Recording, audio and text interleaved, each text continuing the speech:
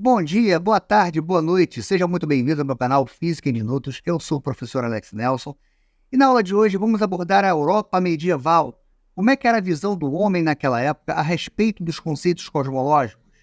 Em um intrigante mergulho no passado, convido vocês a explorar as fascinantes concepções da cosmologia na Europa medieval.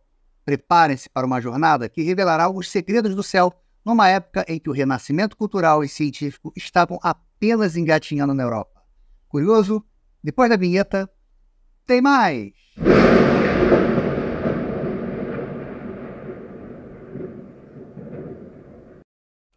Então buscamos entender a Europa na Idade Medieval. Alex, qual a relevância de se estudar esse tema?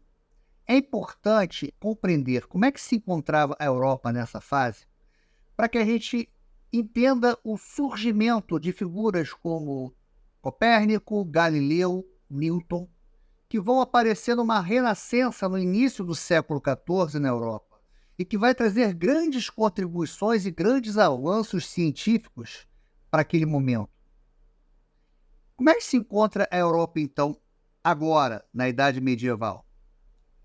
O que nós vamos perceber é que, por volta aí do ano 1100, o homem começa a voltar a ter o interesse pelo estudo da natureza. Já era uma renascença meio embrionária no início desse século XII.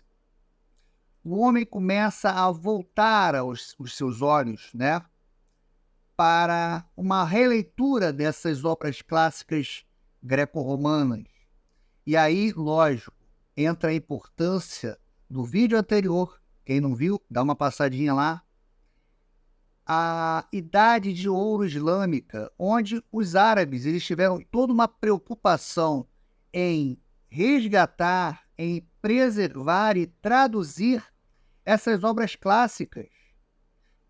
E essas obras agora começam a chegar no século XII à Europa Ocidental e começam a despertar o interesse do homem desse período nessa leitura, ou melhor, nessa releitura dos clássicos greco-romanos. Nesse período também a gente vai encontrar o surgimento dos centros de estudo, das universidades, né? A Universidade de Bolonha, a Universidade de Paris, a Universidade de Oxford. Elas vão preparar o terreno, né? Elas vão dar um embasamento cultural e científico para o que vai eclodir no século XIV, que é a Renascença.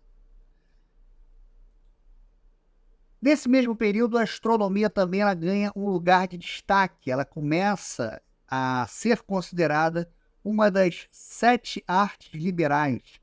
Essas artes liberais seriam ofícios ou disciplinas que as pessoas poderiam exercer naquela época. Então, com o surgimento das faculdades, né, você tem 7 artes liberais, 7 ofícios que poderiam ser introduzidos visando uma formação multidisciplinar do cidadão da época. Então você teria a gramática, a retórica, a dialética, a música, a aritmética, a geometria e agora a astronomia ganhando seu lugar de destaque, né, dentro desse período medieval da Europa. E, logicamente, o homem, ao entrar em contato com esses textos clássicos dentro da cosmologia, ele volta a estudar Aristóteles, ele volta a estudar Ptolomeu, e ele começa a voltar a buscar compreender esse modelo geocêntrico que estava em vigência para explicar o movimento dos planetas. O modelo mais bem aceito seria o modelo de Ptolomeu, né? Ptolomeu, que no século II ele vai introduzir o conceito de epiciclos indeferentes. Os planetas eles estariam girando, né, numa órbita circular, chamada epiciclo, e essa órbita ela estaria girando em torno da Terra num movimento chamado de deferente. E a combinação desses dois movimentos explicaria, né, o movimento retrógrado dos planetas, coisa que o Aristóteles ele não conseguia explicar. Então, nós teríamos uma Terra parada no centro do universo, os planetas girando em torno, Sol e Lua também giravam em torno da Terra, e ao final nós teríamos um universo finito, que seria exatamente até onde o homem consegue enxergar, com as estrelas fixas, né, no final desse universo. Tudo seria explicado por forças divinas, né? Os deuses da época é que dariam sentido a esse movimento do Sol, da Lua, e inclusive os deuses é que colocariam a Terra parada no centro do universo. Então, o modelo de Ptolomeu era o modelo, até aquele momento, o modelo mais bem aceito para explicar todo o movimento celestial. Logicamente que essa visão de colocar a Terra no centro do universo, de ser movida por forças divinas, né? Isso agradava à Igreja Católica da época. Essa visão era muitas das vezes apoiada por interpretações literárias dentro da própria Bíblia, que sugeriria que a Terra realmente estava parada. Podemos citar aqui 2 casos. Por exemplo, nessa passagem que ele fala, no dia em que o Senhor entregou os amorreus nas mãos dos israelitas, Josué disse ao Senhor na presença de Israel: Sol, pare sobre Gibeão, e tu, Lua, sobre o vale de Aijalon. O sol parou, e a lua parou, até que a nação vingou-se de seus inimigos, como está escrito no livro de Jazar. O sol parou no meio do céu, e não apressou a pôr-se durante quase o dia inteiro. Então a gente pode perceber nessa passagem aí que ela está sugerindo que o Sol realmente ele faz um movimento diário e que a Terra realmente estaria estacionária, a Terra estaria parada, né?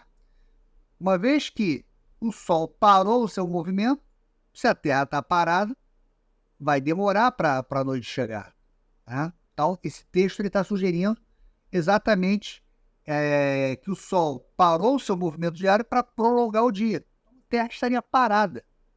Outra situação que a gente pode observar é essa passagem. O Sol nasce e o Sol se põe e corre de volta ao seu lugar onde nasce.